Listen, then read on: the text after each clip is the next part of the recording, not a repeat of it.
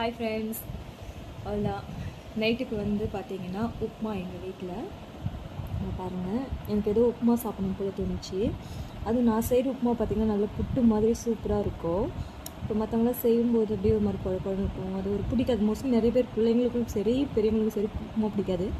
But நான் செஞ்சு எங்கள் வீட்டில் இருக்கவங்க எல்லாருமே சாப்பிடுவாங்க. அந்தமாதிரி புட்டு மாதிரி செய்வேன். முந்திரி பருப்புலாம் போட்டு பச்சை மிளகாலாம் போட்டு. இப்போ நான் ஒன்று செய்ய போகிறேன். இது யாராவது ட்ரை பண்ணியிருக்கீங்களான்னு எனக்கு தெரியல. பட் எனக்கு இந்த மாதிரி சாப்பிட்டா ரொம்ப பிடிக்கும். நல்லா சுட சுட உப்புமா சாப்பிட்ணும். அதுக்கப்புறம் அதில் இருக்கிற பச்சை மிளகாய் எடுத்து அந்த காஃபியில் இப்படி வச்சு இப்படி ஒரு கலக்கணும். இப்படி நல்லா கலக்கிட்டே இருந்தால் அதோட காரம்லாம் அந்த காஃபிக்குள்ளே இறங்கிடும். இது டீலேயும் பண்ணலாம், காஃபிலையும் பண்ணலாம். இதோட காரம் இறங்கினோடனே அது குடிச்சு பாருங்களேன், செம்ம சூப்பராக இருக்கும். இதை ட்ரை பண்ணி பாருங்கள். இல்லை ஆல்ரெடி யாராவது இது பண்ணியிருக்கீங்கன்னா எனக்கு கமெண்ட் பண்ணுங்கள்.